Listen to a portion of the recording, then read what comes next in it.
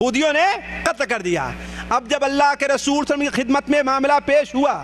تو ان کے چچے زاد بھائی آپ صلی اللہ علیہ وسلم کی خدمت میں حاضر ہوئے اور کہا کہ ہمیں قصاص چاہیے۔ آپ نے فرمایا بھائی قصاص کا معاملہ یہ ہے کہ تو دلیل پیش کرو یا تو دلیل لے آؤ، اور ورنہ تم میں کے 50 آدمی قسم کھائیں کہ یہودیوں نے قتل کیا ہے، اور ورنہ یہود قسم کھائیں کہ ہم نے قتل نہیں کیا ہے۔ تو ان لوگوں نے کہا اے اللہ کے رسول صلی اللہ علیہ وسلم یہ تو جھوٹے ہیں، قسم کھا ہی لیں گے، یہودی جھوٹے ہیں، قسم کھا ہی لیں گے۔ تو آپ نے ان کی دیت اپنی طرف سے ادا کر دی اور معاملے کو دفع دفع کر دیا۔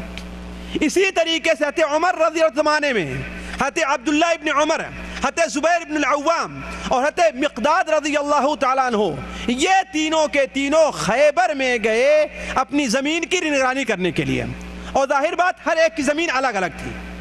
حضرت عبداللہ ابن عمر رضی اللہ عنہ رات میں سوئے ہوئے تھے کہ ان کے اوپر اچانک لوگوں نے حملہ کر دیا اور ان کے ہاتھ کو اس طریقے دبایا کہ ان کا ہاتھ یہاں سے اکھڑ گیا۔ صبح کو جب شور ہوا وہ دونوں آدمی آئے، حضرت زبیر رضی اللہ تعالیٰ عنہ اور حضرت مقداد، تو ان کے ہاتھ کی مرہم پٹی کی اور پٹی باندھا اور پوچھنے لگے کتنے تمہارا ہاتھ توڑا ہے؟ کہا پتہ نہیں، رات میں کچھ لوگوں نے آ کر کے میرے اوپر حملہ کر دیا ہے۔ جب واپس آئے حضرت عمر رضی اللہ تعالیٰ عنہ کو اس بات کی اطلاع ملی تو آپ نے خطبہ دیا، کہا کہ اے لوگو، یہ کام یہودیوں کے علاوہ اور کسی کا نہیں ہے،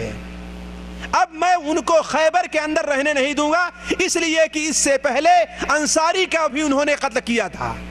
انصاری کا بھی قتل انہوں نے کیا تھا، اور اللہ کے رسول صلی اللہ علیہ وسلم نے اپنی وفات سے پہلے کر دیا تھا کہ مشرکین کو جزیرہ عرب سے نکال دینا۔ اس کے بعد یہودیوں کو خیبر سے نکال دیا گیا اور وہ جا کر کے تیمہ کے اندر آباد ہوئے ہیں، اور تیمہ میں بھی زیادہ دن تک وہ نہیں رہ سکے، بلکہ ان میں سے بہت تھوڑے بلکہ سارے کے سارے وہاں پر مر گئے ہیں۔ خیبر سے فتح پانے فارغ ہونے کے بعد اللہ کے رسول صلی اللہ علیہ وسلم فدق کی طرف گئے، جو خیبر سے مشرق کی طرف تھوڑی دور پر تھا، یہ بھی یہود کی آبادی تھی۔ یہ لوگوں نے ہتھیار ڈال دیا اور آپ صلی اللہ علیہ وسلم نے اسے اپنے قبضے میں کر لیا۔ پھر اس سے آگے بڑھ کر کے آپ علا تک تشریف لے گئے، اس لیے کہ علا میں بھی یہودیوں کی آبادی تھی، علا میں بھی یہودیوں کی آبادی تھی۔